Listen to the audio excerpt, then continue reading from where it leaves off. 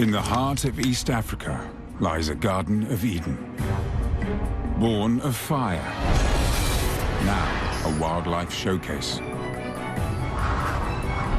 Spectacular scenery, plentiful food, and permanent water create an apparent paradise. But this natural wonderland hides dark secrets. Is Ngorongoro Crater a wildlife heaven or hell?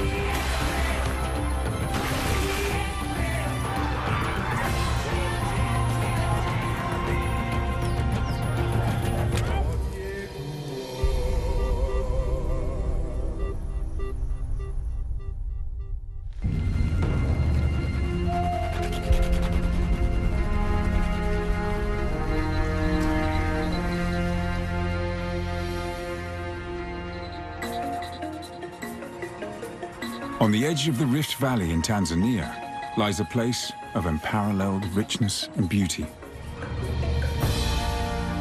Ngorongoro is the largest volcanic crater in the world. And it's home to a superabundance of wildlife. Walls around half a kilometer high enclose a floor over 20 kilometers wide. It's a magnificent natural amphitheater. But is this wildlife cradle also the ultimate natural prison?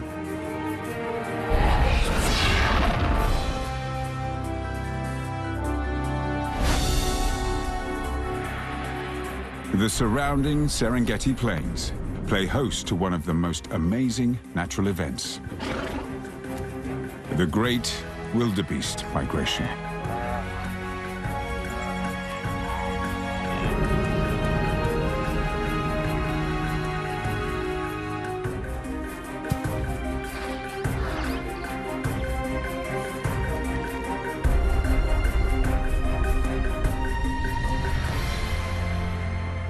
Close by, Lake Manyara's beautiful shores teem with exotic wildlife. And Lake Natron is home to 3/4 of the world's lesser flamingos.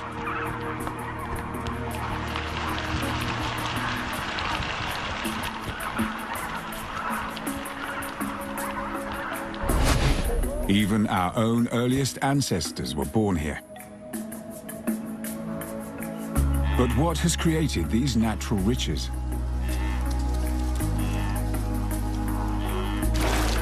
And what happens when nature's generosity becomes a poisoned chalice?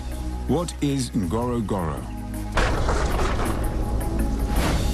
And how was it born? 20 million years ago, the eastern side of Africa began to crack open. Two huge faults moved apart, creating a vast void 45 kilometers wide and nearly 5,000 kilometers long. The Great Rift Valley was born. Molten rock forced its way up from below, emerging at the surface in violent eruptions that formed enormous volcanoes. Ngorongoro grew into a towering mountain that would have dwarfed the European Alps.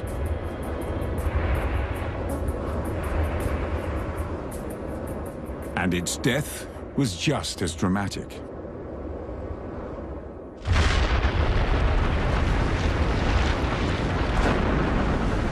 Three million years ago, a catastrophic eruption caused the mountain to collapse in on itself, creating the enormous crater we see today. Ngorongoro, the huge hole. Its floor covers 260 square kilometers, and it's over half a kilometer deep. This is the largest crater in the world. The Rift Valley is lined with extinct volcanoes.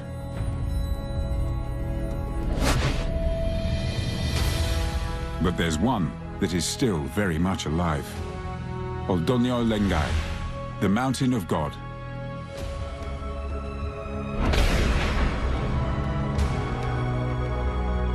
Like Ngorongoro would have done in its day, Lengai still regularly shoots volcanic ash high into the atmosphere. These mineral-rich deposits nurture the surrounding landscape.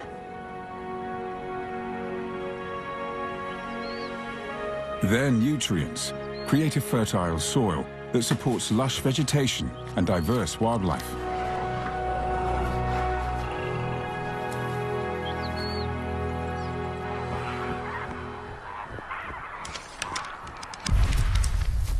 The riches here mean there are more lions per square kilometre than anywhere else in Africa.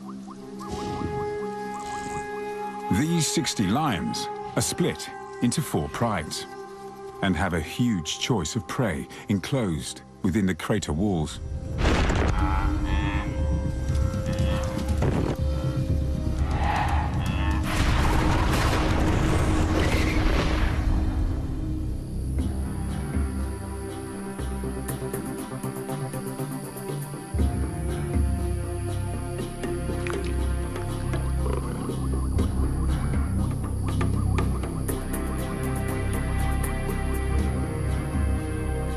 But the predators are also corralled here.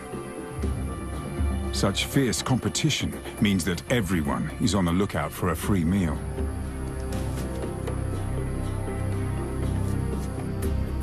The jackal tries his luck.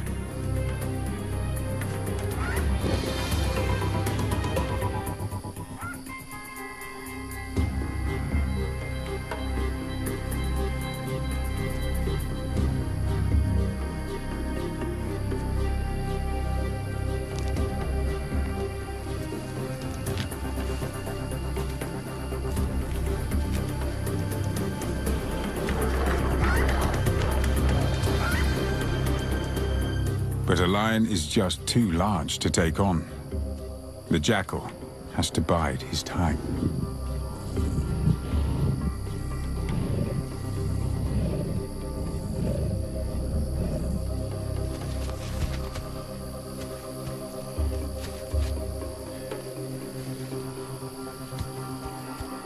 In the end, patience pays off, and the freeloader finally gets his small share of the prize.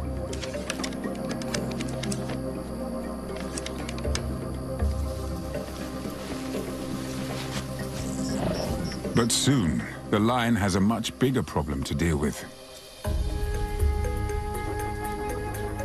Hyenas. They have the most powerful jaws of any carnivore and will not hesitate to seize any meat-eating opportunity.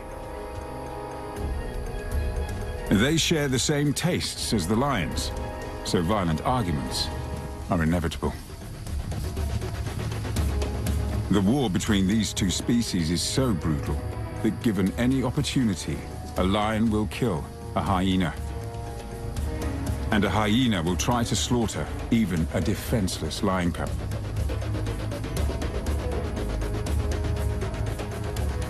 This time, the lions are outnumbered and are forced to give up their precious meal to their nemeses.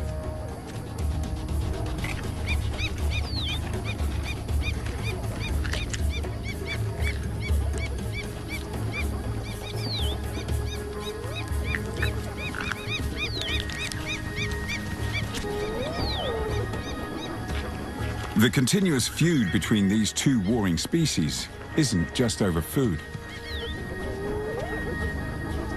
Both lions and hyenas are trapped in the crater, so the battle for prime real estate is extra critical to their success as hunters.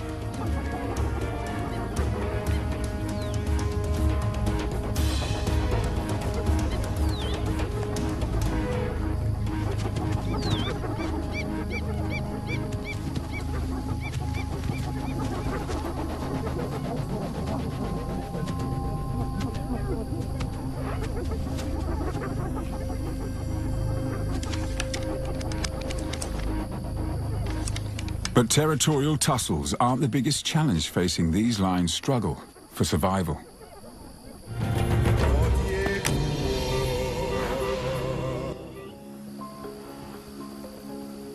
The craters' encircling walls also acts as a barrier to the lions living on the outside. With little or no new blood coming into the gene pool, this is creating a problem. The craters' lions have started to inbreed. In 1962, the effects of this isolation were dramatically compounded. This was the year Ngorongoro switched from heaven to hell.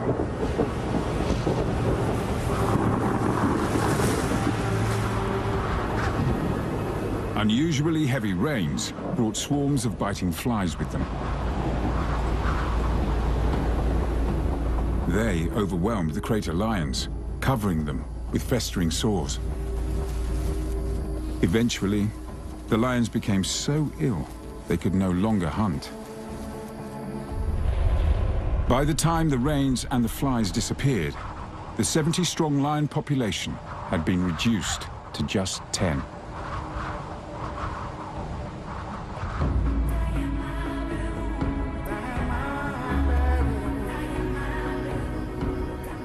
Over time, the lion population recovered, but the inbreeding problem continues to weaken their immune systems.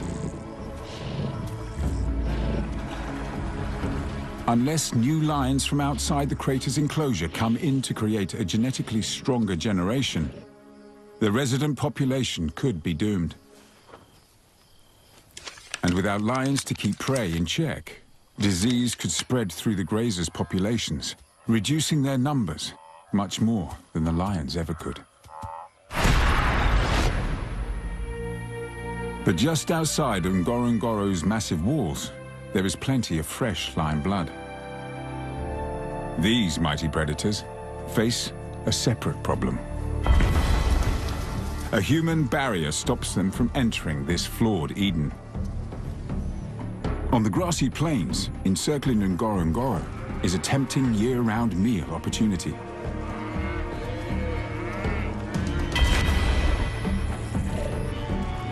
Cows look like an easy target for the local lions.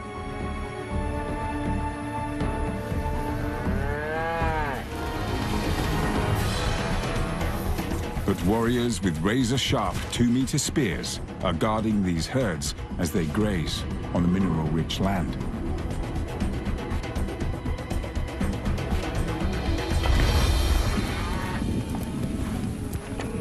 These Maasai warriors guard their livestock from lion attacks.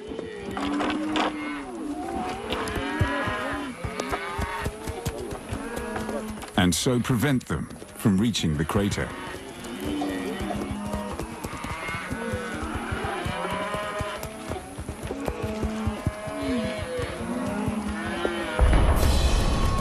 Hunting lions used to be a Maasai rite of passage, but today, this age-old tradition has been outlawed.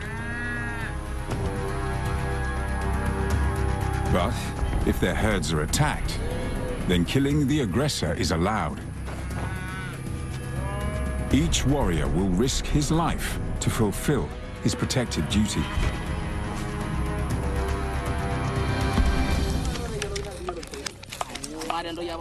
Bravery is highly prized in Maasai society.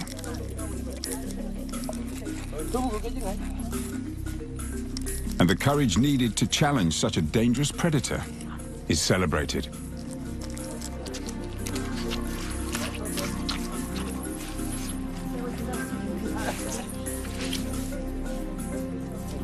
Faces are painted with red ochre.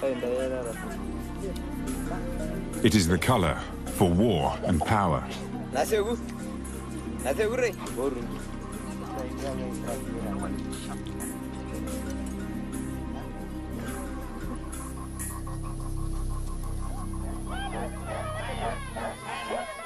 And the traditional ritual of the jumping dance demonstrates the warrior's stamina, essential when taking on a lion with just a spear.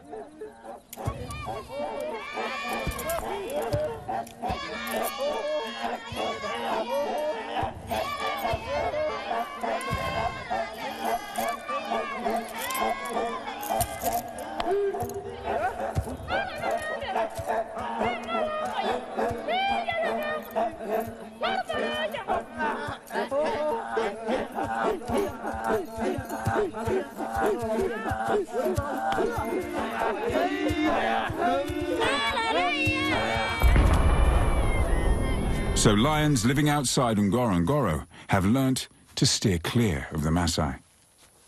That's why they don't meet the potential mates enclosed within its walls. 30 kilometers southeast of Ngorongoro, on the shores of Lake Manyara, is another extremely fertile strip of land. Water percolates through the porous volcanic rock of the Rift Valley's walls and emerges from springs as freshly filtered groundwater that trickles into the alkaline lake. These springs support a flourishing forest. Many animals populate this idyllic garden. This giant wild fig tree alone provides pickings for dozens of animals. Blue monkeys forage high in the canopy.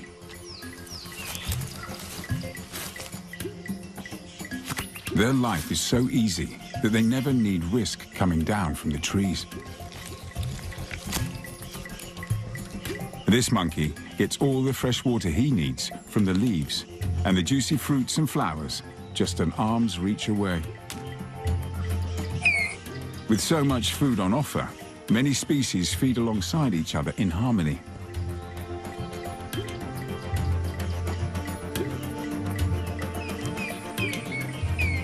But alpha male baboons rarely need an excuse to throw their weight around. This huge male spent a lot of time and effort fighting his way to the top of his group. So he's keen to remind everyone that he's in charge.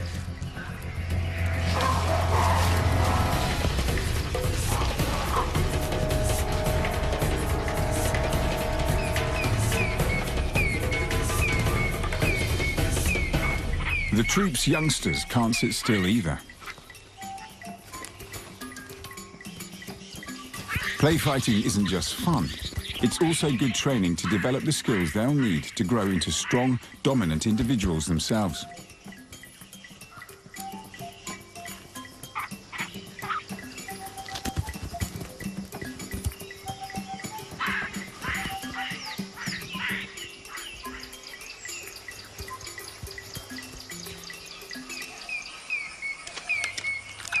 This abundance of fruit satisfies even the largest of appetites.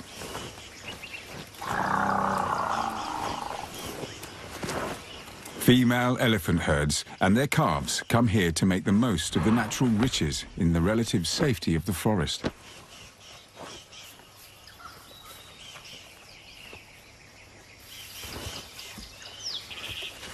These sweet figs are a special treat. People are also keen to exploit this garden of plenty. The rich volcanic soils are ideal for cultivation, and this farmer has come from the far side of Tanzania to grow bananas. Fields burst with crops, and banana plantations produce over 1,000 tons of fruit each year.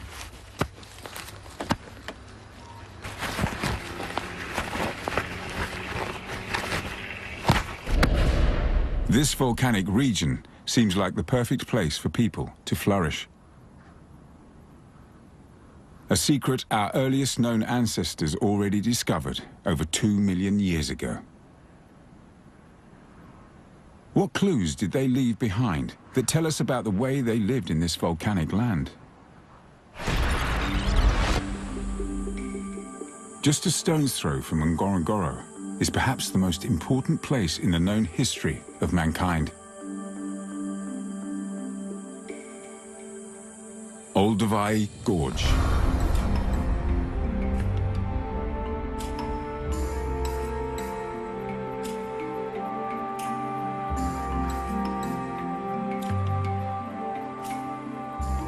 What secrets have been uncovered in this dry and desolate place?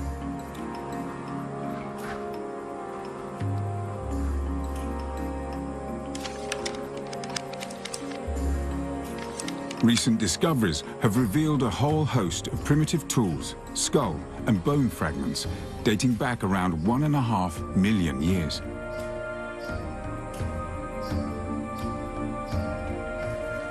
Early human hunters, known as Homo habilis, ruled this vast region for over 500,000 years.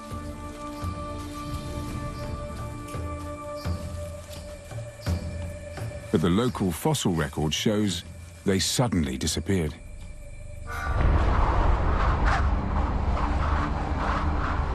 We still have no idea what actually happened to these early humans. One theory is that the lake eventually shrank, forcing them to migrate in search of water.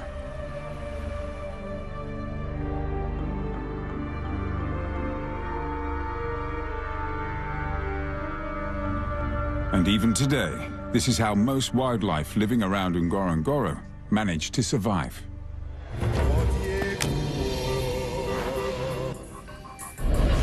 The Maasai came from Kenya around 200 years ago and claimed the ash-rich grazing ground surrounding the crater as theirs. The previous occupants were forced to flee. Now the Maasai are as much a part of this landscape as their feline rivals, the lions. This proud tribe of cattle herders largely live peacefully alongside the wildlife, relying on their herds for food rather than hunting wild animals.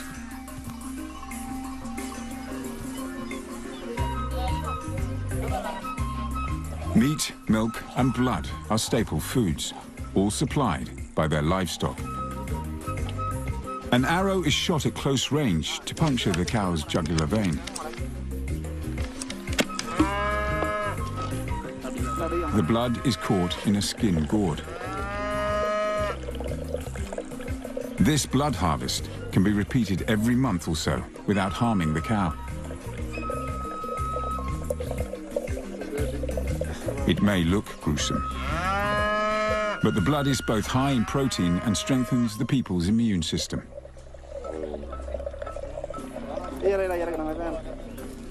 So it is highly prized, especially by children. And the Maasai's fearless warriors.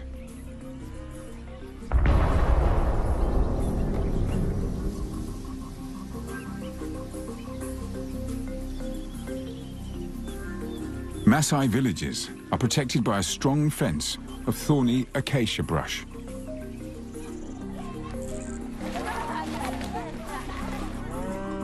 And all the livestock is brought inside every night to shelter them from predators. It's the job of the boys to look after the herds.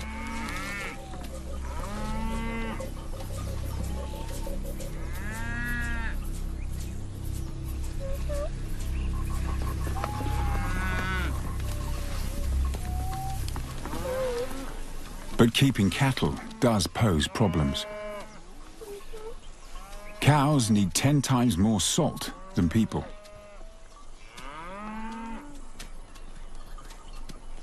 Fortunately, this volcanic region provides the perfect solution.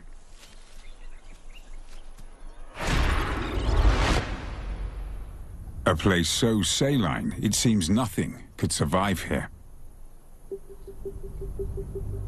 To the north of Ngorongoro lies an alien landscape. It is permanently marked by recent ash deposits from the eruptions of the still active Oldonyo Lengai. But here, the ash doesn't fertilize the land. It poisons it. A shallow salt lake has borne the brunt of the volcano's bitter influence.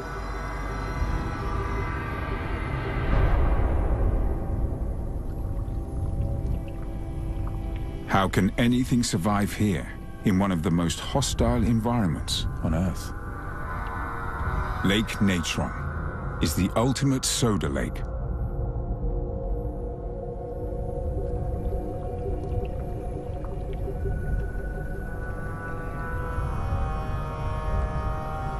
High evaporation rates mean its water rarely gets deeper than 2 meters.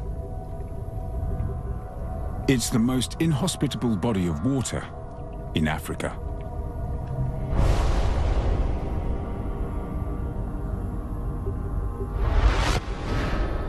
And yet, amazingly, life has found a way to exist.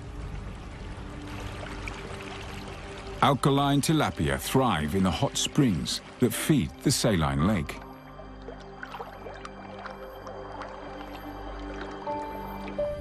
And even these Maasai have found a way to exploit the very minerals that makes this place so hostile.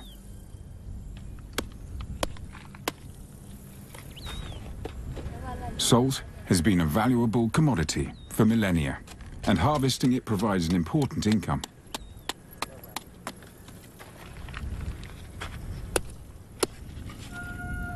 Some of this harvest is given to their precious cattle to satisfy their huge salt requirements.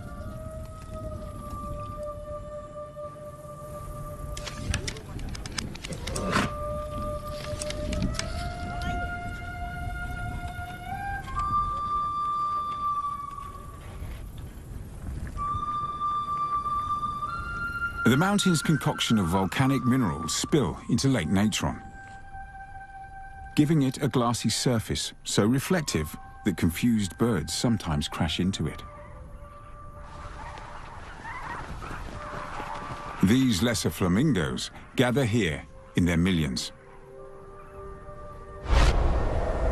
But how are they able to live in this harsh environment?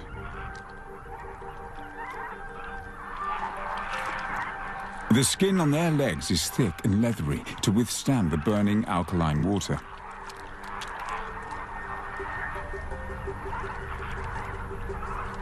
And the flamingos feed on blue-green spirulina algae, one of the very few organisms able to survive in the lake's extreme conditions.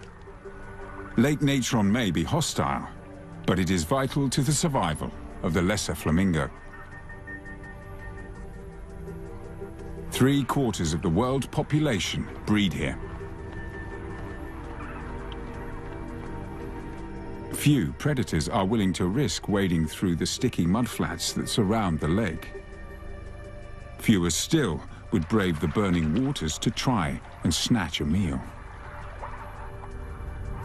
These extreme conditions make Lake Natron a very safe flamingo nursery. These chicks still lack their parents' impressive pink plumage.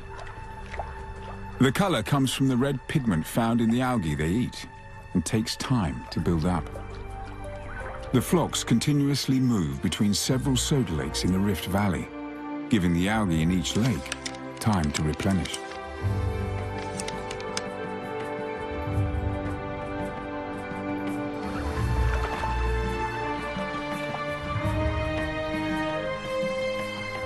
But not all the lakes in the Rift Valley are as caustic as Lake Natron.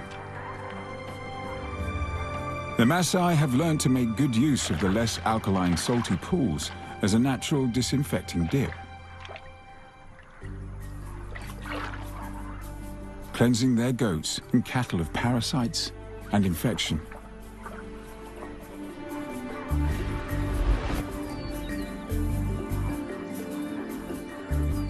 Ngorongoro's own soda lake, Lake Magadi, is also one of these flamingo pit stops.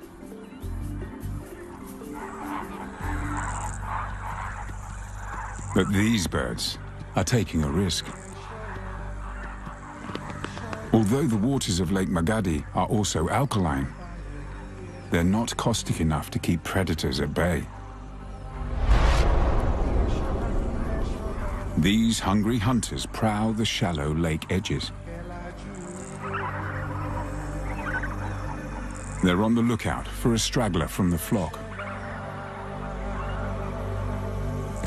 Golden jackals are too small to take on large prey by themselves, but a small flamingo is easily overpowered and makes a decent meal.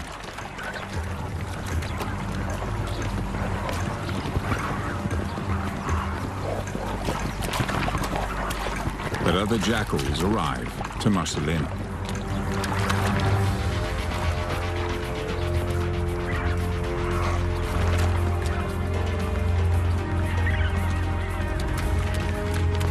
The flamingo makes a desperate bid for freedom, whilst the attacker is chasing off his rivals.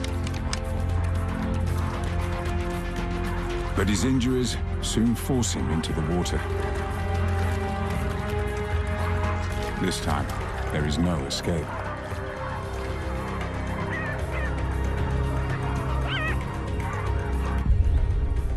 The water in the crater isn't just limited to the soda lake.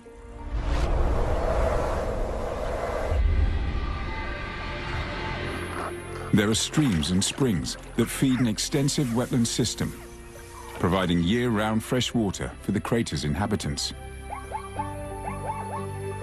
even during the harsh dry season. These swamps are wildlife magnets.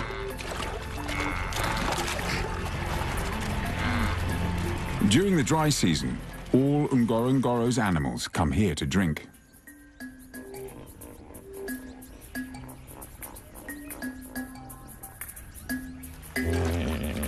This permanent supply has even allowed water-loving hippos to colonize the crater floor.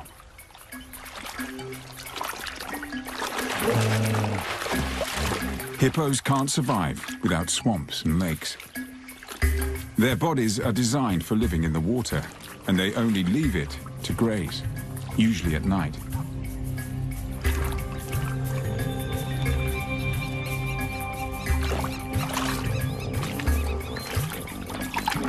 These colossal creatures are virtually hairless, so to avoid sunburn and dehydration, they spend most of their time bathing.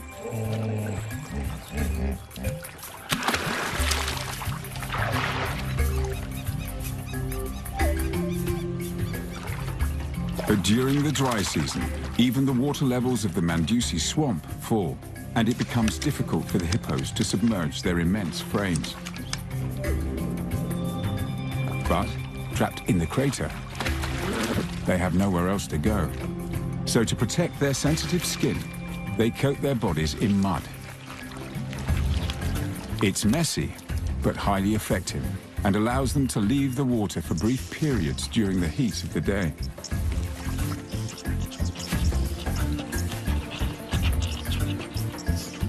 The dry season is also the time for courtship.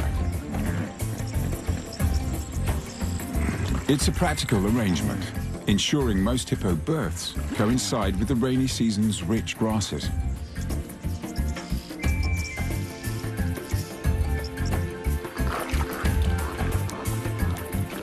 But not everyone gets their timing quite right. This calf has been born out of season, but it still appears in perfect health, despite the drier conditions. The youngster can already submerge and suckle underwater, a talent it's had from birth. But the laid-back atmosphere in this hippo pool is misleading. Hippos are one of the most dangerous animals in Africa, killing more people every year than any other. Fights are serious and involve slashing each other with their huge teeth. And they won't hesitate to attack any intruder seen as a threat.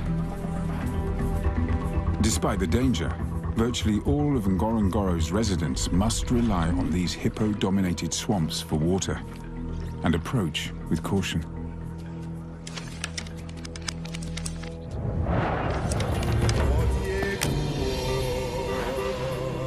To the northwest of the crater lies the Serengeti.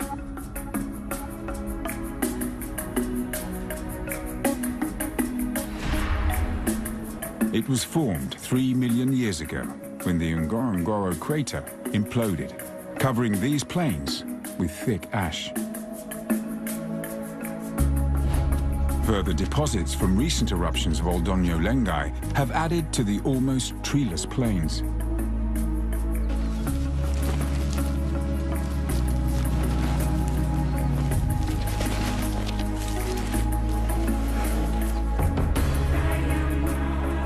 When it gets wet, the ash sets like concrete and is too tough for deep roots to penetrate, so trees can't survive.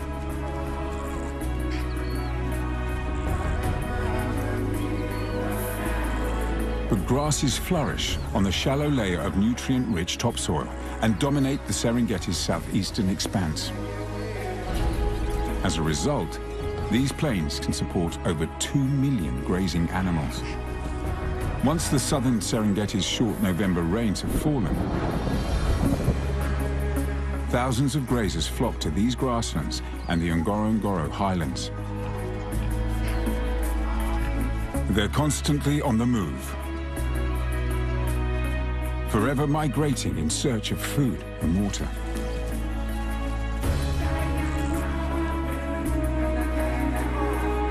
So too are the expert hunters, tracking their every move.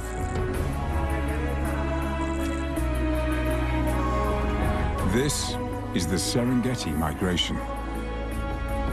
It is one of nature's most epic events. Seen nowhere else on Earth, this incredible wildlife drama plays out on a gigantic scale.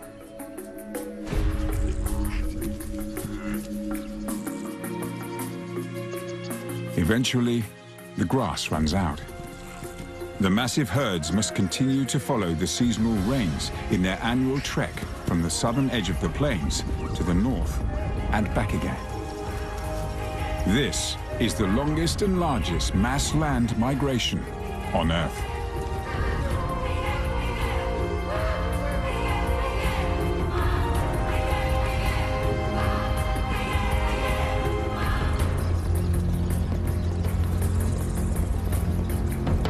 Many don't complete this treacherous 3,000-kilometer journey. Over 250,000 wildebeest alone die along the way. Some from injury, others from exhaustion.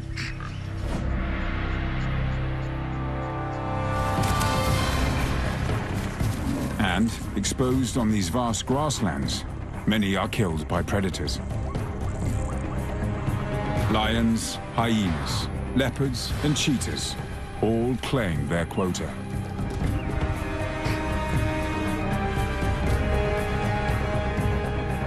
The calving season produces thousands of inexperienced young travelers, making life even easier for the plains' hardened hunters.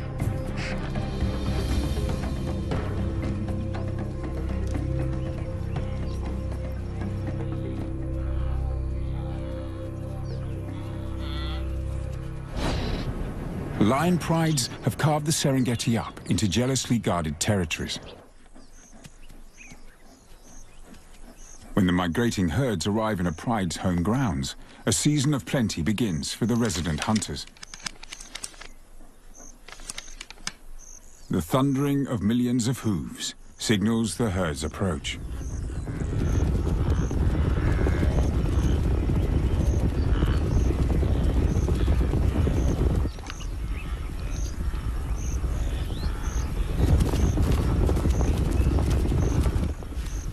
This pair of lionesses are a finely tuned team of deadly stalkers, working closely together to isolate a target.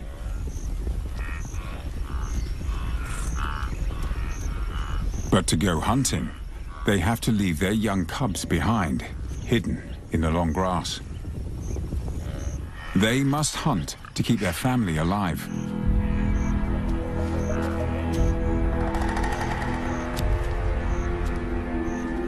They make a selection and begin to move in on their target.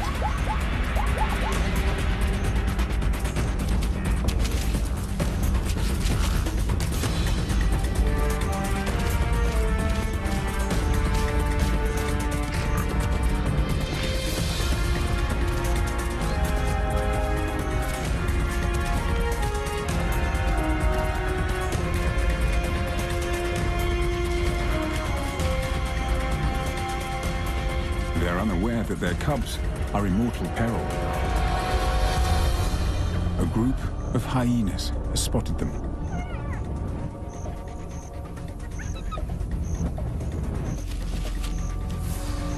They're easy pickings for their age-old rivals.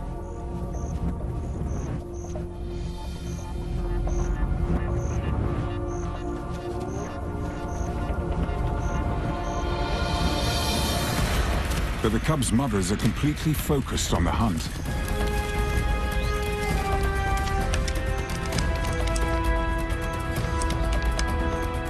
All in a split second, the hyenas spot easier prey and change tact. A small wildebeest calf has fallen prey to the mob. It's a lucky escape for the cubs. Meanwhile, the lioness is up the pace of the chase.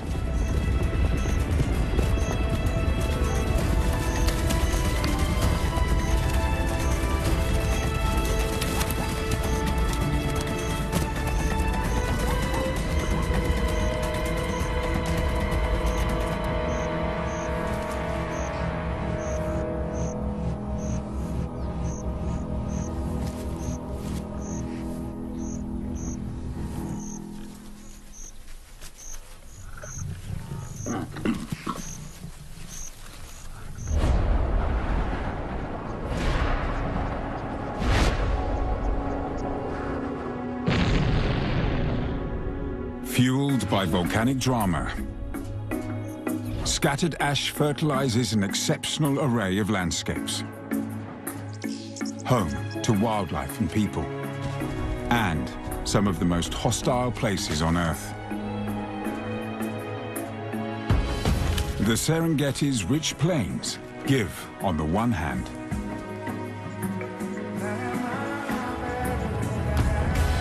but its predators are just as quick to take away. The fertile soils of the Maasai homelands allow them to raise their herds of cattle and goats, but it puts them in deadly conflict with resident lions. The soda lakes scattered throughout the Ngorongoro area provide refuge to many, but not to all.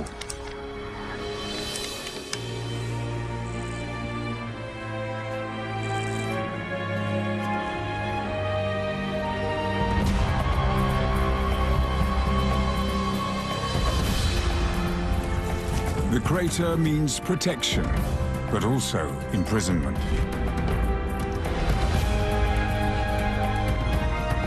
Ngorongoro is both a natural hell and a garden